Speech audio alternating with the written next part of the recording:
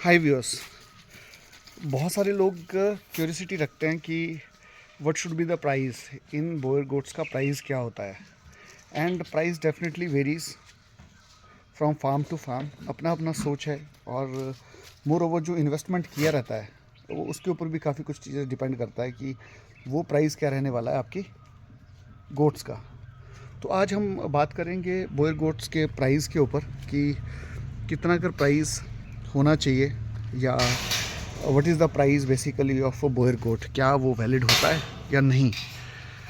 मुझे भी बहुत सारे क्वेश्चंस आते हैं कि आपके पास कौन सा ब्लड है, फुल ब्लड है, जनरेशन्स हैं कि क्या है। तो मैं बताना चाहूँगा कि हमारे पास फुल ब्लड भी है और थर्ड या फोर्थ जनरेशन की भी स्टॉक हमारे पास है।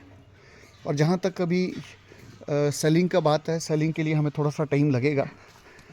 जो सारी चीज़ों को एनालाइज करते हुए मैंने जो सोचा है प्राइस कि कितना प्राइस होना चाहिए। बहुत सारे लोगों का पहला क्वेश्चन ये होता है कि आपका प्राइस क्या है, आपकी जो बच्चे आएंगे उनका प्राइस क्या, किस प्राइस में आप सेल करते हो।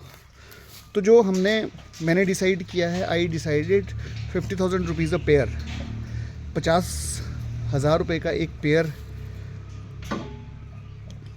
सेल करने का सोचा है।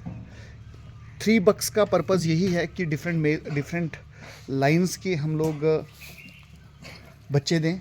Otherwise there is no need to do such a huge investment. बड़ी इन्वेस्टमेंट है। मैंने आपको बात करी कि जो परचेजिंग है, जो कॉस्ट है वो एनिमल्स की, वो डिपेंड करता है फार्म टू फार्म। अगर किसी ने let's say somebody imported from south Africa, तो अनडाउटेडली वो प्राइस भी हाई ही रहेंगी, क्योंकि उसमें पर्टिकुलरली उनकी जो कॉस्ट है फार्म की वो भी बहुत ज़्यादा रहती है। इस तरह से कितना रिफ़ाइन आप ब्रीड को कर चुके हैं, कितना रिफ़ाइंड आपकी ब्रीड है, उसके ऊपर भी डिपेंड करता है। शो एनिमल्स के ऊपर डिपेंड करता है, आपका एनिमल किस तरह का है, किस क्वालिटी का है, उसके ऊपर भी चीज़ें जिस तरह हाथ की सारी उंगलियां बराबर नहीं होती हैं, उस तरह आप सारे एनिमल्स को एक तरह से नोट नहीं कर सकते। अब हमने जो प्राइस डिसाइड किया है 50,000 रुपीज़ अ पेयर, 1.5 महीने में बच्चे का जनरली आप पेरेंट्स को देख के ही आइडिया लगा सकते हैं। बाकी वो क्या निकलेगा, कैसे निकलेगा, 1.5 महीने में कुछ भी पता नहीं लग पाता। वो सब आपकी मेहनत के ऊपर होता है कि आप कितनी मेहनत करते हैं। और दूसरी चीज़ जो मुझे लगता है कि हम कोई शो तो अटेंड करना नहीं होता है। बेसिक पर्पस होता है मैक्सिमम वेट गेन, एंड उस वेट गेन से हमें कितना प्रॉफिट हो रहा है। जहाँ तक गोट की बात हो रही है, ये कोई काऊ की तरह या बफलो की तरह नहीं है कि वो कितना दूध देंगी या उसका मिल्क कैपेसिटी कितना रहेगा। ये तो आपकी मेहनत के ऊपर है। आप जितना उनको फैटनिंग करना चाहोगे वो आप कर सकते हो। अगर मैं प्रॉफिट्स की बात करूं, हम लोग फार्म शुरू करने से पहले ही क्यूरियोसिटी होती है हम लोगों की कितना प्रॉफिट होगा। पहली बात तो हमें प्रॉफिट्स कैलकुलेट करने ही नहीं चाहिए, हमें मेहनत करनी चाहिए और मेहनत का फल भगवान ज़रूर देता है। बट अगर फिर भी आप बेर मिनिमम कैलकुलेशंस पे करें जो मैंने किया है, क्योंकि आपकी चीज़ इतनी भी एक्सपेंसिव नहीं हो कि एक जो नीडेड फार्मर है अगर वो फार्मिंग करना चाहे तो उसके पहुंच से बाहर हो। तो अगर 2 साल में 3 किडिंग आती है तो अमूमन आपको जो 2 साल में बच्चे आते हैं वो एक गोट से 4.5 बच्चे, 5 बच्चे आप ले सकते हैं, 5। तो 5 बच्चों का मतलब हो गया आप उसको जैसे मैंने पकड़ के चलाऊँ कि, और जहाँ तक बोयर जो मेरी कैलकुलेशन है, मैं I am taking it 6 kids in 3 kidding. और एक की कॉस्टिंग हमारी अगर 25,000 है तो आप लगा सकते हैं कि 1.5 लाख रुपए की जो इनकम है वो 2 साल में होगी। और 1.5 लाख को अगर कैलकुलेशन करेंगे आप तो 8 महीने के इंटरवल के बाद आपके पास पैसे आते हैं। इवन 8 से थोड़ा सा लेट ही आते हैं, 9.5-10 महीने के आसपास। बट यू टेक इट, जब हम 2 साल की कैलकुलेशन करते हैं, 2 साल में 3 किडिंग्स, और किडिंग्स में हर किडिंग में 50,000 रुपीज़ आप पकड़ के चल सकते हैं। बच्चे पेट से आएंगे, 2 आएंगे, 3 आएंगे, 1 आएगा, you never know. But with a good feeding practices बच्चे डबल और ट्रिपलेट्स ही आते हैं मैक्सिमम। तो अगर हम उस बात पे जाएं, 1.5 लाख रुपए आप 2 साल में कमा रहे हो, 75,000 रुपये आपका 1 साल का हुआ।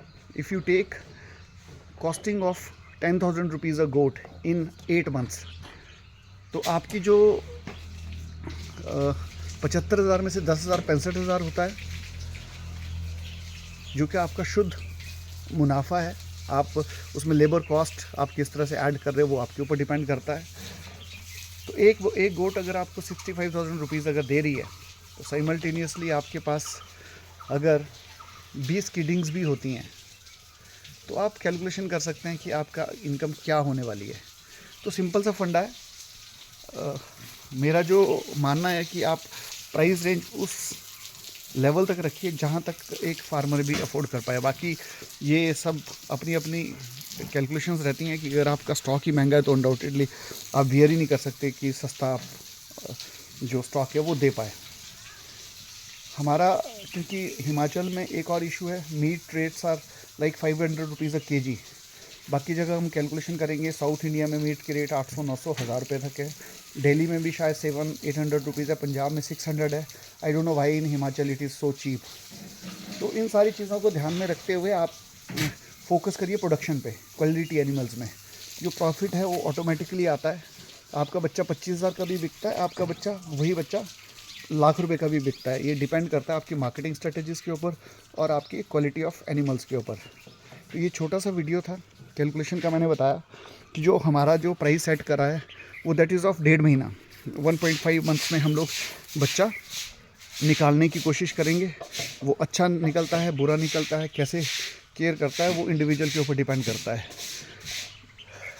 इजी प्राइस देने का पर्पज़ यही है कि अगर आपका 1.5 महीने में बच्चा निकलता है, वो घास खाना शुरू कर चुका होता है, आप ड्राई मिल्क पे ही उसको रख सकते हैं। बहुत सारे आजकल मिल्क आते हैं, उस पर रख सकते हैं। या आपके पास गोट या एक्स्ट्रा काऊ हो तो उसका मिल्क भी आप देखिए अच्छे से रेयर कर सकते हैं। ऐसा नहीं है कि आपको 3 महीने के बच्चे की ही केयरिंग, इवन शेफर्ड लोगों के जो सेलिंग करते हैं वो 1 या 2 दिन का बच्चा करते हैं, उसको भी लोग रेयर करते हैं।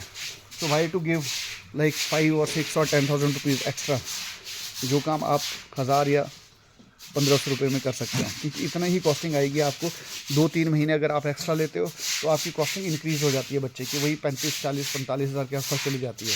तो there is no use to like spend such a money जहां आप 1,000 या 1,500 रुपये में काम कर सकते हो। तो ये छोटा सा वीडियो है, आप मेहनत करिए, रिज़ल्ट अपने आप आएगा। आपके पास एक बार स्टॉक होना चाहिए। मोर द क्वान्टिटी और less the price will make a good combination. अगर आपके पास क्वांटिटी ज़्यादा होगी, आप कम प्राइस पे भी देंगे तो आपका चलेगा। और फीड मैनेजमेंट और फॉर्डर मैनेजमेंट में मैं एक स्पेशल वीडियो बनाऊंगा जिस पे हम कैलकुलेशन करेंगे कि छोटा सा फ्लॉक रखने पे, like if flock is of 25 goats, तो हमें कैसे उसको मैनेज करना है, रेकरिंग कॉस्ट कैसे कम करनी है ताकि हम लोग अपने प्रॉफिट को इन्हांस कर पाएँ। तो ये छोटा सा वीडियो था। एक गोट से आप 50,000 रुपीज़ ईजिली फैच कर सकते हैं इस मेथड से, कोई ज़्यादा एस्पिरेशन नहीं करते हुए।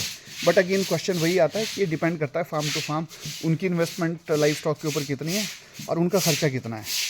अल्टीमेटली सारे ही प्रॉफिट के लिए काम कर रहे हैं। वीडियो कैसा लगा? अच्छा लगा हो तो लाइक और शेयर ज़रूर करिएगा। लाइक और शेयर करने से ये होता है कि हम लोगों को मोटिवेशन मिलती है कि और हम लोग भी ज़्यादा से ज़्यादा वीडियो बनाने की कोशिश करते हैं, राइट इन्फॉर्मेशन आपको देने की कोशिश करते हैं। So thanks for watching the video.